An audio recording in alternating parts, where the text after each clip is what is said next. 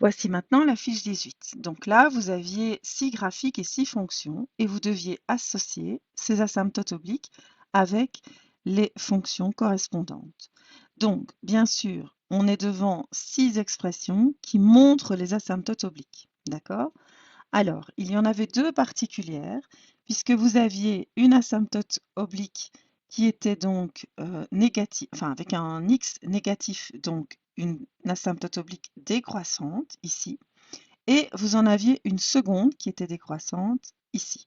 Les quatre autres étaient croissantes. Donc, on sait déjà que l'exercice 2 et l'exercice 5 va soit avec le D, soit le F, puisque ce sont les deux seules asymptotes obliques qui sont décroissantes.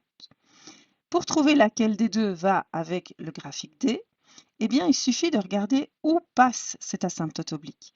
Et dans le graphique D, l'asymptote oblique traverse l'axe Y, c'est-à-dire l'ordonnée à l'origine, vaut 1. Et cette ordonnée à l'origine, on est d'accord, c'est ce que l'on marque en deuxième lieu dans notre asymptote oblique, c'est-à-dire la somme d'un réel, qui parfois est une soustraction, mais ici, vous avez le plus 1, qui permet donc de noter votre asymptote oblique ici en plus 1. D'accord? Donc, nous savons que l'exercice numéro 5, enfin la fonction numéro 5, va avec le graphique D. Du coup, on trouve tout de suite que le 2 va avec le F.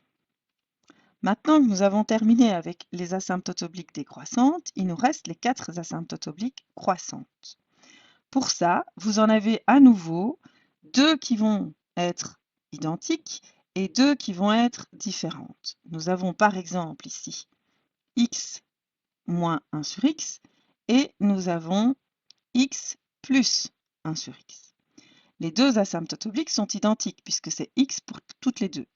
X, c'est l'équation d'une droite oblique croissante qui a une ordonnée à l'origine qui est nulle, c'est-à-dire qu'elles doivent toutes les deux passer par 0, 0. Ce qui fait que les fonctions numéro 3 et 4 doivent être associées soit au graphique A, soit au graphique E, puisqu'elles sont toutes les deux avec leur ordonnée à l'origine qui est en 0, 0. D'accord? Ici et là.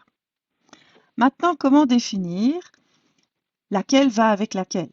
Eh bien, tout simplement en regardant nos asymptotes obliques et les courbes qui lui sont associées. Alors, si vous prenez la fonction en 2, par exemple, hein, vous voyez que pour le graphique A, la courbe est au-dessus de votre asymptote. Donc, ce que je veux dire par là, c'est que si vous prenez ici le chiffre 2 et que vous regardez au-dessus, eh bien, la courbe est au-dessus de votre asymptote oblique. Par contre, si vous faites la même chose ici en 2 pour le graphique E, la courbe est en dessous de mon asymptote. Donc, ça veut tout simplement dire que si je suis en dessous, c'est que j'ai fait moins. Ce qui veut dire que la E va avec la 3, puisque c'est moins 1 sur x. Par contre, la A, je suis au-dessus de l'asymptote oblique, donc j'ai été plus haut que l'asymptote oblique. Du coup, pour ça, il a bien fallu que je fasse plus 1 sur x ici, pour pouvoir être au-dessus de mon asymptote oblique. Voilà donc une méthode pour réussir à trouver les différentes valeurs. Alors, vous avez les deux dernières, du coup, maintenant, qui sont du même style. Vous avez deux asymptotes obliques x-1, x-1, et vous avez un terme sur le côté que l'on additionne ou que l'on soustrait. Donc, on va faire pareil. On va regarder l'asymptote oblique à un certain chiffre, d'accord? Et on va voir si on est au-dessus de cette asymptote oblique ou pas. Si on regarde le graphique B, eh bien, on remarque que si vous vous mettez à 3, par exemple, hein, eh bien, lorsque vous êtes à 3, vous avez votre courbe qui est au-dessus de votre asymptote oblique. Donc, c'est bien la preuve que vous avez fait plus quelque chose de positif. D'accord? Ce qui veut dire que le graphique B va avec la fonction 1 et qu'il nous restait donc la fonction 6 pour le graphique C. Voilà pour la fiche 18.